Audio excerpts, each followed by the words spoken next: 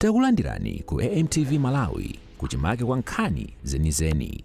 Ngati nkhani imeneyo kuno kulibe, dziwani kuti nkhani imeneyo ndi yabodza. And production capacity improves. Members of the press, ladies and gentlemen, let me now talk about actions on corruption, human trafficking, and immigration malpractices.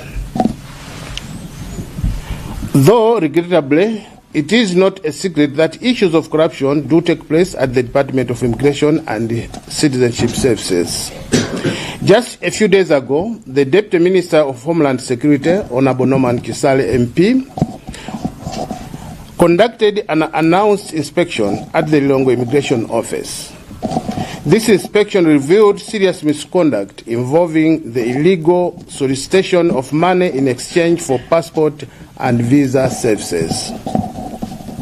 Allow me to state that my ministry has taken firm action in response to the public concerns regarding passport applications, processing, printing, and other immigration services at this department. Corruption of this nature does not only harm individual citizens, it undermines border security, erodes trust in public institutions, and creates opportunities for organized criminal networks, including human trafficking syndicates, to exploit vulnerable people.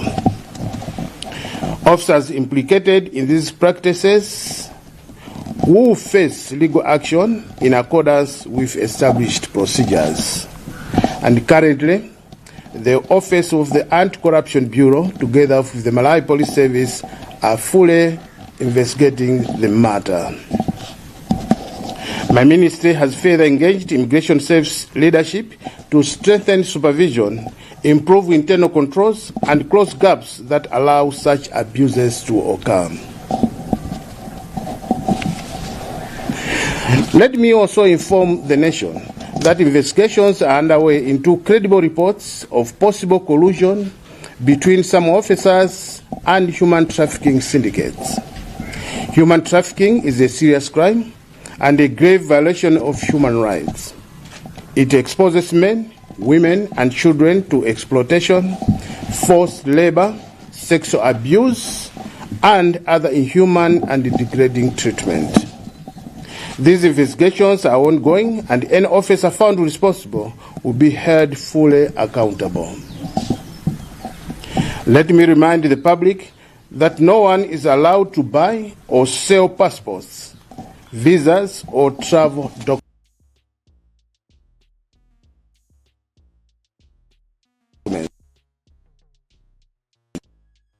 bribes, or so-called facilitation to obtain immigration services.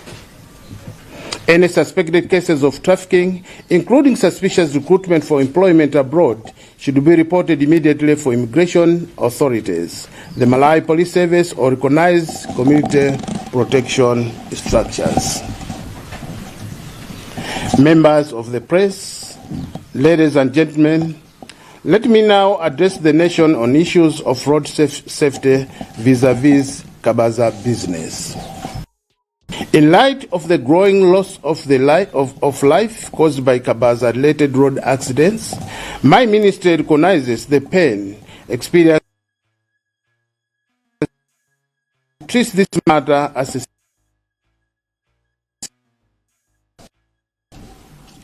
Earlier this week, I and my deputy met with the executive committee of the Kabaza Association, together with the senior officials of the Police, Directorate of Road Traffic and Safety Services, Lilongwe City Council, Minister of Transport and Local Government.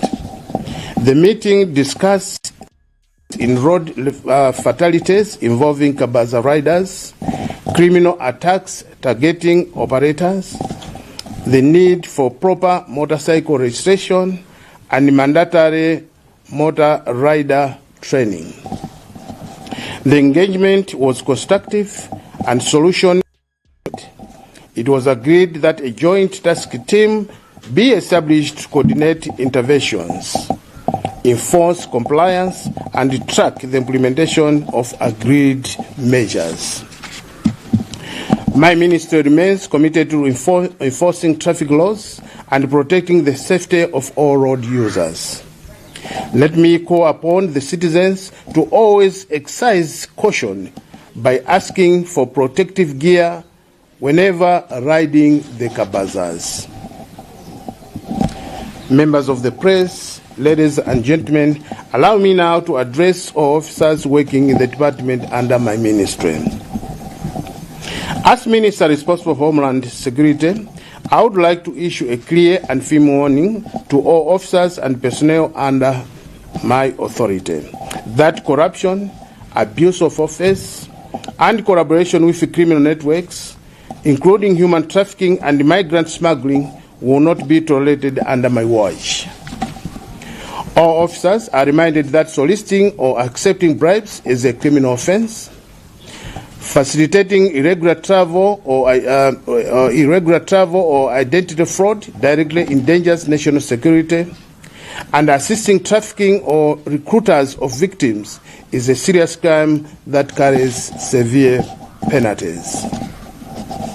My ministry will take decisive administrative action, support prosecutions where necessary, and implement institutional reforms to restore integrity and public confidence. Ethical conduct, professionalism, and respect for human rights are mandatory obligations for every officer under my ministry. During my tenure, I will never shield any officer indulging in this unethical and unprofessional behavior. Members of the press, ladies and gentlemen, as I conclude, on behalf of my ministry and on behalf of the government of Malawi, I would like to extend my appreciation to members of the public, civil society organizations, faith leaders, and community leaders for speaking out and working with authorities in my ministry. I would like also to encourage all the citizens to remain patient as these corrective measures take effect, and to continue reporting misconduct and suspected trafficking through lawful channels. By refusing to pay bribes, rejecting corrupt practices, and reporting suspicious recruitment or movement of people, the public plays a vital role in protecting vulnerable individuals and strengthening our collective security.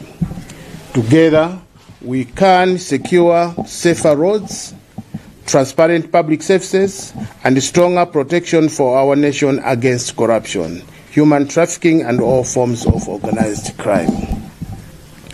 I once again make a commitment that as Minister of Homeland, I will see to it that all the challenges being affected by departments under my ministry, including the Department of Immigration and Citizenship Services, are resolved as soon as possible to ensure effective and efficient service delivery to the people of Malawi. I thank you for your attention. God bless our nation. Thank you so much. Tisanapereke mwayi kwa atulankhani kuti mutha kufunsa mafunso. Timati tinene kuti choyamba tikulandireni Amalawi nonse amene mukutimvera kumene muli, ndikukudziwisani kuti mkumano wathu walero umaka chachikulu kunali kudziwisa mtundu wa Malawi zintchito zimene tikuchita kuno ku unduna wa Homeland Security, maka pa mfundo zokhuzana ndi nkhani ya mapassport, komanso nkhani ya katangale, komanso komalizira nkhani ya akabaza. Poyamba ndinene kuti ku nkhani ya mapassport, monga tonse tikudziwa kuti mu February chaka cha 2025 boma la Malawi linabwera pa mgwirizano ndi kampani ya Madras yokonza mapassport. Ndipo pa mgwirizano umenewu boma la Malawi likanayenera kupereka ndalama zokwanira 17.9 million ndalama za ku America. Ndicho linga choti ziwapangise anzathu a Madras company kubweretsa katundu wawo kuno ku Malawi kuti azatikire system ndi kuyamba kutidindira mapassport. Pamene boma la DPP limabwera, tinapeza kuti ndalama zimene zinaperekedwa zinali ndalama zokwana 9 million. Zimenezi zinapangisa kuti katulusidwe kama passport kakhale kochedwerapo ndi kovutirapo chifukwa tinali tisanakwanirise mgwirizano umene tinagwirizana nawo anzathu a Madras. Komabe titabwera tinayamba kukambirana nawo a kampani ya Madras, ndipo chifukwa cha kukambirana naku zinachitisa kuti ayambepo mwina kuti pasako mabuku ama passport okwana 10,000 omwe anafika sabato yoyambirira ya chaka chino cha 2026. Komanso ndinenenso kuti mmene tikuyankhula mu mapassport atatu amene akupita ku chigawo cha kumpoto kumzuzu, chigawo cha kuvuma kumangochi ndi chigawo cha kumawa ku Blantyre ali njira. Anditi ndichikhulupirira kuti pofika sabata ya mawa ma printing machines amenewa akhala atafika. Cholinga chake ndichoti mdziko monse ngati kumpoto tithe kumachita print ma passport komweko, komanso kwa anzathu kuvuma azichita print ma passport komweko, chimozimozi anzathu akumawa azichita print kuma passport komweko. Ndichikhulupirira kuti posachita pompano vuto la ma passport ili ikhala mbiri yakale. Ndithokoze a Malawi chifukwa cha kudekha kwanu, chifukwa cha vuto limene lakhala litatenga nthawi yatali kwambiri, komabe mwakhala mukudekha ndi kuyembekezera kuti boma tikuchitireni zomwe inu mukufuna, ndipo tikusimikizireni kuti posachita pompano vuto limene likhala litatha, ndipo tikhala tikufikanso kwa inu kukulongosolerani kuti pano tili pati mpaka titafika kumapeto kwa vuto limeneli. Nkhani ina yachiwiri ni nkhani ya katangale imene imavuta kwambiri maka ku department yathu ya Homeland Security. Maripoti ndi ambiri okuzana kuyambira ku polisi, anzathu aku traffic tikumva nkhani kuti kukuchitika zambiri za chinyengo, komanso ku immigration services tikumvanso kuti kumeneko kumamveka nkhani zambiri za chinyengo. Izi zinapangisa anduna Deputy Minister Bambo Chisale MP kuti apite akaendere ku immigration iko ndiwo anakazionera okha ndi maso kuti kumene kuvuto lidi ndi lalikulu. Pamene tikunena pano anzathu wa Anti-Corruption Bureau komanso anzathu aku polisi akufufuza za nkhani imeneyi. Angapo agwidwa kale ndipo tipitiza kuti akuagwirabe. Ndipo tiwapemphe anzathu aku immigration kuti chonde musayiwale ntchito imene Amalawi anakulembani kuti muwathandize muwatumikire Amalawi. Tikupemphani kuti gwirani ntchito mwachilungamo mosatengera nkhani ya ziphuphu, chifukwa kuchita ziphuphu ndi mulandu waukulu. Ndipo ngati ife boma tikusimikizireni kuti ife tizapitiriza kutumikira Malawi, ndipo kuti wina aliyense amene apezeka kuchita za ziphuphu azamangidwa ndipo lamulo lizagwira ntchito pa iye. Nkhani ina imene ikumveka kwambiri kumeneku ni nkhani yovuta ya human trafficking, kuti anthu akumachita business yogulisa wanthu kuchoka ku mayiko akutali kudzera nawo makamaka ku dziko lino la ku Malawi. Mayiko anzathu ozungulira akhala akutidandaula pa nkhani imeneyi misonkhano yathu ikuluikulu, ndipo pano tayika kafukufuku amene tikumusatira. Pempho lalikulu ndionena kuti chonde ku immigration tithandizeni kuti mavuto amenewa tithane nawo ndi kuti tichite clear, chifukwa tikapitiriza zimenezi tipangisa kuti dziko lathuli tikhale pa chiopsezo chachikulu. Mugwirizana nane kuti posayidwa pompano mu dziko akuluakulu ngati aku America anatipasa ma travel restrictions ku dziko la Malawi.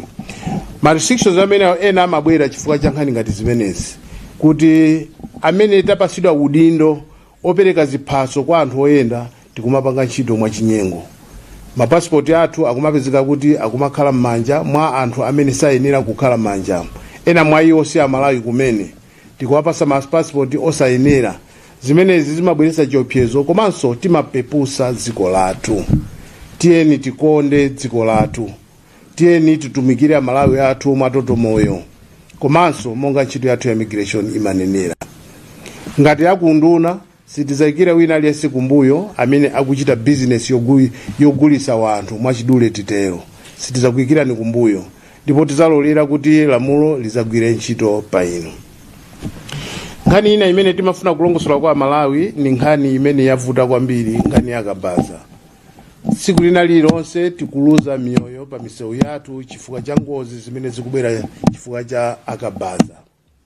Akabaza monga wina aliyense amene amagwiritsa ntchito misewu yathu amayenera kusatira malamulo apansewu. Malamulo apansewu amanena kuti aliyense amene akuyenda pansewu amene amagwiritsa timati mota kapa chichewa tingati chani koma tingangoti mota kani mota vehicle kani mota cycle ndiye kuti munthu ameneyo ayenera kukhala ndi chikalata chokumuloleza kuyenda pa misewu ya Malawi, kusonyeza kuti munthuyo anaphunzitsidwa ndipo akudziwa malamulo apansewu. Zimene takhala tonse tikuziona m'misewumu zikumaonesa kuti ambiri mwa iwo akabazawa sakumachita phunziro owaloleza kuyenda pa misewu yathu ya Malawi. Pachifukwa ichi ngati akunduna dandaulo limeneli tinawayitana azathu akabaza association moyimiridwa ndi bambo Mwalabu amene tili nawo apa. Sitinafune kuti tichite ngati zimene zimakhalira mbuyomu kuti tibe kuthamangisana ayi. Tinaona ngati kuti pali vuto poyamba tonse tikhale pansi tikambirane, tonse tigwirizane ndipo tivomere kuti tili ndi vuto patsogolo pa anthu. Ndiye akabazawo tinakhala nawo, tinakambirana nawo, tavomerezadi kuti tili ndi vuto. Koma chimene tachita ndikuona kuti tipeze kuti kodi vuto tithesa motani. Ndiye tinagwirizana ndithu kuti kupita patsogolo tikhazikitsa gulu, ndipo gululo pano ndikunena lakhazikitsidwa kale la kuyambira kwa ine akabaza, anzathu aku polisi, aku road traffic department, aku local government, ndiye ena wonse okhuzidwa ndi vuto limeneli kuti tikhale pansi tiyambe kukambirana komanso tiyambe kusatira kuti pamene tikufika chaka cha mawa onesese kuti anzathu onse akabaza njinga zawo zonse zolembesedwa komanso kuti apanga maphunziro owayenereza kuti azitha kuyenda pansewu. Akamayenda pansewu ndiye kuti ali ndizo zitetezera ma crash element. Komanso tipemphe kwa inu amene mmagwiritsa ntchito mayendedwe akabaza kuti chonde musanakwere njingazi tazipemphani kaye kuti kodi chozitetezera kumutuku chili pati, chifukwa ngozi ikachitika mukavulale kwambiri ndinuyo. So muli ndi udindo ngati inu Amalawi, muli ndi udindo pamene mukukwera akabazawa kuonesesa kuti umoyo wanu nanunso ndi otetezedwa. Ndithokoze kwambiri mtundu wa Malawi amene asonyeza chidi chogwira nafe ntchito kuti pitirizani pakakhala zovuta tizitha kuyankhulana ndikuona kuti kodi vuto limene tinawo patsogolo tikhoza kuthandizana motani. Tikhala tikuyankhula kwa mtundu wa Malawi nthawi zonse pozindikira kuti ife achitetezo ndi amene mwina tili patsogolo kwambiri kufunikira pa moyo wa siku ndi tsiku. Tili anzathu aku immigration, anthu amafuna mayendedwe ngani ya passport imeta nenera. Tili ndiye anzathu ena kandi aku prison komanso anzathu ama refugees ngani ya zipaso onsewa ali kunduna uno wa Homeland Security. Tipitiriza toankhani kukwita nani, kukhala nanu, kucheza nanu. Mukakhalanso ndi ma issues musama tenge nthawi kwambiri zitipezani tizikambirana. Ndicholinga choti tonsefe tithe kutumikira Malawi ngati amodzi. Ndikuthokozeni chifukwa cha kumvesera kwanu, Mulungu akudaliseni zikomo kwambiri. Thank you so much. Thank you very much, Honorable Minister, for that statement. Honorable Minister, the members of the press may have a few questions to ask from the statement you just said. May I humbly submit that you take a few questions? Yeah, thank you very much. Members of the press, I will identify you, then you can and invite you to come and ask your question from this side. So we'll be taking 4 questions, and let the minister attend to them, then the next round of questions will come. May we take this round of 4 questions, please?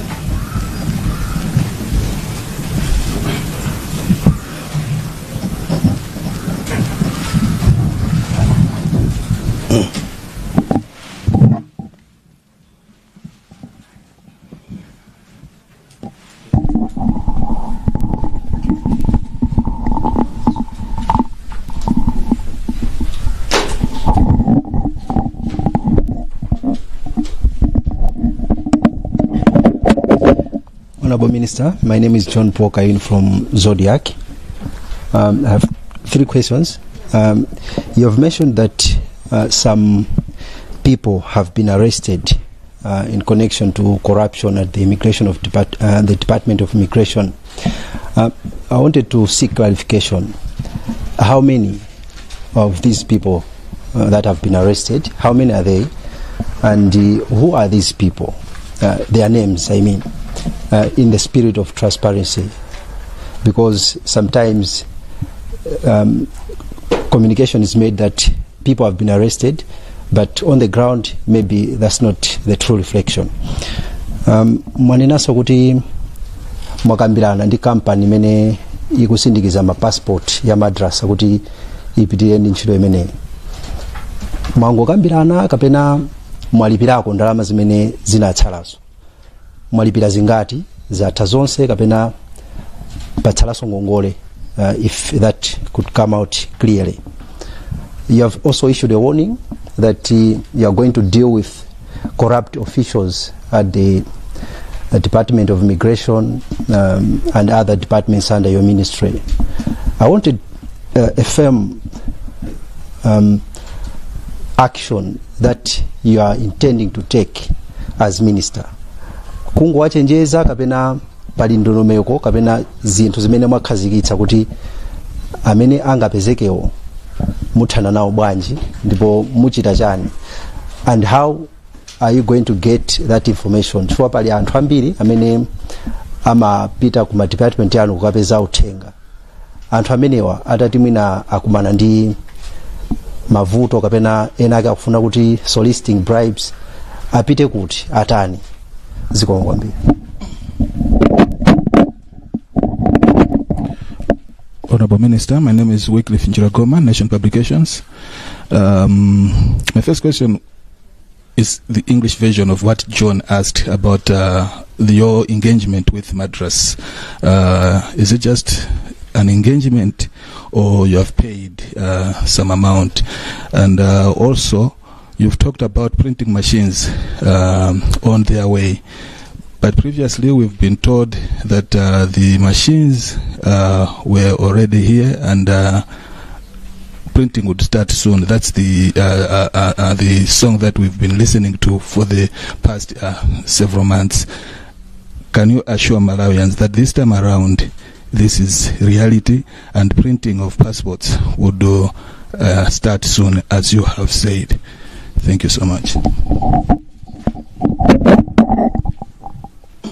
Looks like we have exhausted all the questions we had.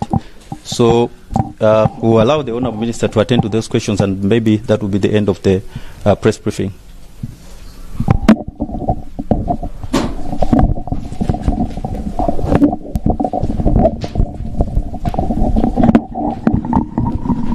Mene ndanenera poyamba nitokoze chifukwa cha mafunso awiri maka ochokera kwa is it Joe Paul Kayuni Zodiac mafunso I think and atatu if not 4, because oyamba ndiyoti kodi matiuza kuti mwamanga ngati, chifukwa ndayi zambiri mango nena koma tikapita pa ground mukapeza kuti palibepo chimene chachitika.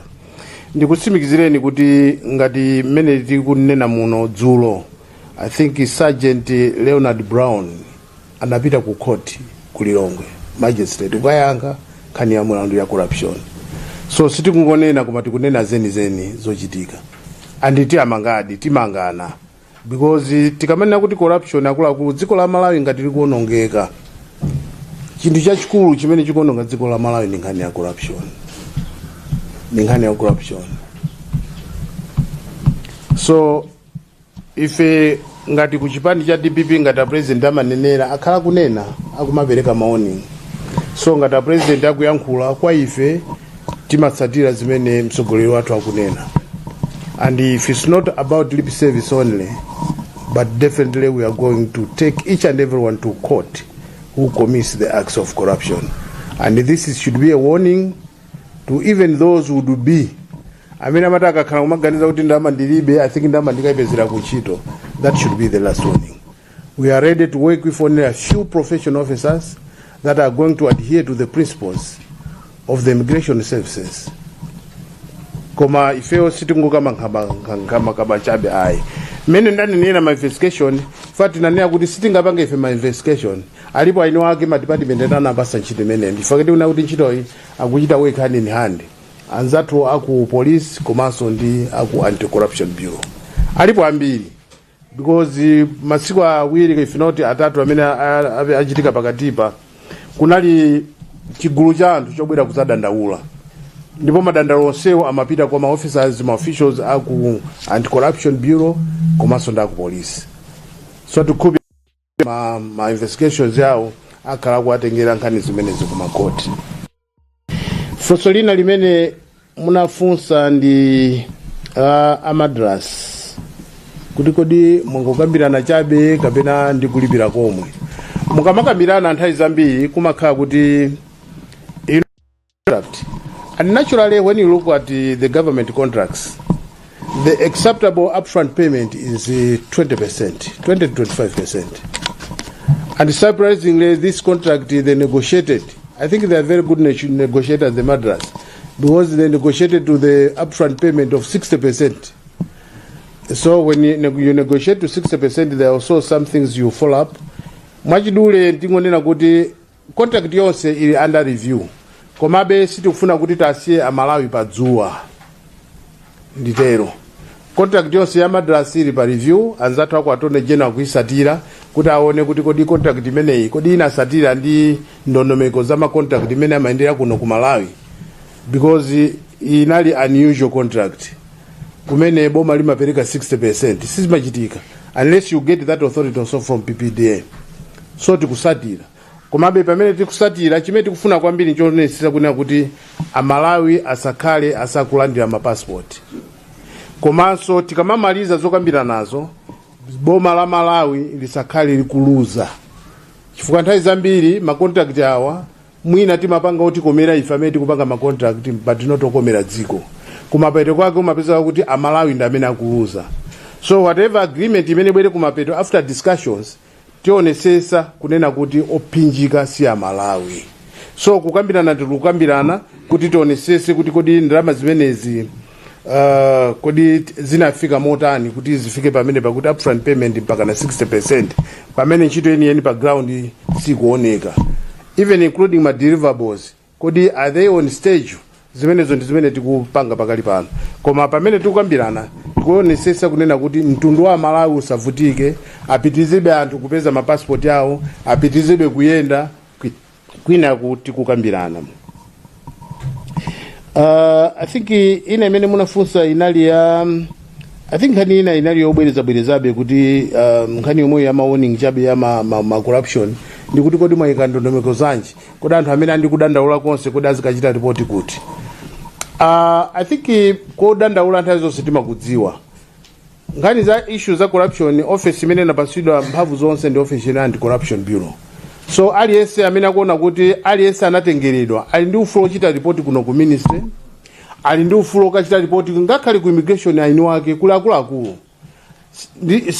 I don't believe kuti including the director general is involving himself into corrupt activity. I don't think so. Because if you reach that level, then I think we are institutionalizing now the corruption. So I believe kuti we are keeping the whole senior officers, the whole senior command, and anthu amene akuona kuti ali ndi madandaulo okhuzana ku immigration atha kufika kwa akulu aku immigration ndipo akawathandiza. Ngati kumene kuangaone kuti sakuwathandiza ali ndi ufulu obwera ngakhale ku police koma ukapereka chidandaulo ngakhale kuno ku ministry imene ndanenera. So Malawi aliyense amene ndi dandaulo ku immigration amene waona kuti waphwanyiridwa ufulu popereka china chake chonjezera pa zimene anapereka kale kumene kondikulakwa ndipo ni mulandu abwere ndipo timuthandiza. Lomalizira limene apereka I think anali ndani bashi njira goma. I think inali ofana nako ndi aku Madras ko fuso lake loyamba kuti kodi mungokambirana chabe kapena mwaperekako. So I hope ndalongosola momveka bwino kuti tikupanga zonse kukambirana komanso ndikuona kuti kodi zikuti bwanji issues za ma contracts komanso kuonesesa kuti nkhani ya ma passport amalawi akupitizabe kutani kodi akupitizabe kulandira. Tisafike poima kuti amalawi kuphwanyirira ufulu wawo wamayendedwe chifukwa chonena kuti ife amene tinapasidwa udindo opereka mapasipoti kulephera chifukwa choti pali zina zimene tikukambira nako. Nkhani ya machini kuti zakhazi kumavika kuti machini abwera okuti awazikukhala bwanji, I think mwina reporting ya nkhani ya machini mwina ndi imene mavutirako kapena mwina information imene matuluka chifukwa chimene chinachitika chonena kuti poyamba anatibweresera machini auchepa ang'ono oti amatha kuchita print mapassport ochepa. Nawo chimene chinachitika chinachoti anabweresano heavy duty printer imene ita kuchita print mapassport even 500 pa tsiku. So mwina patakhala misinformation imene inabwera. So nkhani tikukamba pakali pano ndi imene yama heavy duty printers kuti malo mwa imodzi ya Central Region imene takuchita print more than 500 passport books pa tsiku. 2000, yeah, is correct me, 2000 passport books pa tsiku. Ndiye passport amene wa 2000 wa akubweranso ena atatu. Cholinga chake nchoti ma services amene wati wachite decentralize abwererenso ngati imene timachita kale ndi a technobrain amene tinayena poyambirira. Chifukwa poyamba mapassport wati timachita print ku Nzuzu, timachita print ku Mangochi, komanso timachita print ku Blantyre. So information tikupereka pano ndiyoti mapassport 4 atatu amene tikunena pakali pano ndi ma heavy duty printers amene atha kuchita print 2000 passport books pa tsiku, ndipo amene wafika mdziko muno sabata yamawa. Mwayi ukakhalapo tikhala mwina tikuchita launch that printing exercise tikakhaso ndi mabooklet okwanira. Ndikhulupirira ndikatere ndayankha mafunso onse, tayankha mafunso onse amene munatipasa pa tsiku la lero. Komalizira ndingokuthokozani kuti zikomo kwambiri kuti titakuyitanani mukanthawi kochepa munabwera. Ndikhulupirira mupita mukafalitsa mthenga umene tapereka panowu. Komanso tikupempheni inu atolankhani nkhani ya corruption, anthu ena amene mungathenso kumachita report nkhani za corruption ndinu nomwe. Kungokupemphani kuti mukamachita report muzikhala kuti you have verified information. Ife nthawi zina timangopakana chinthu choti palibe. So tikupempheni kuti inunso atolankhani muli ndi udindo waukulu kuonesesa kuti ndalama za boma kapena ma department aboma akugwira ntchito yawo mwachilungamo. Ndikuti amene mukuona kuti uyu ntchito imene akugwira si imene anamulembera kuti agwire, inunso muzichita muchitira nthawi zonse name and shame. Tikatero tonse tithandizana kuti mchitidwe wa Katangale uchepe. Komanso ndiwapemphe ainu ake a Malawi chifukwa tikati Katangale si munthu mmodzi tu. Katangale pamakhala anthu angati kodi opereka ndi otani.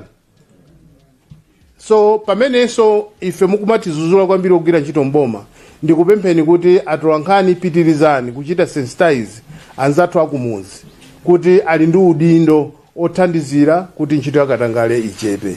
Si udindo wa boma okha koma ndi udindo oti tigwire limodzi inu anthu akumidzi, atolankhani komanso ife anthu ogwira ntchito mboma. Tikatero tiyese tionetsa kuti Katangale achepe. Dziko la Malawi likuonongeka, dziko la Malawi likuvunda chifukwa cha nkhani ya Katangale. Ndi udindo wa ife tonse kuti tithandizane monga a president athu a Professor Arthur Peter Mutharika amanenera kuti chonde zero tolerance to Katangale. So tikupempheni kuti chonde tithandizeni atolankhani kufalitsa mthenga umenewu. Zikomo kwambiri chifukwa cha kubwera kwanu. Tikazakuyitanani ndikupempha kuti muzafikanso. Zikomo kwambiri. Osayiwala kupanga subscribe ku channel ya AMTV Malawi.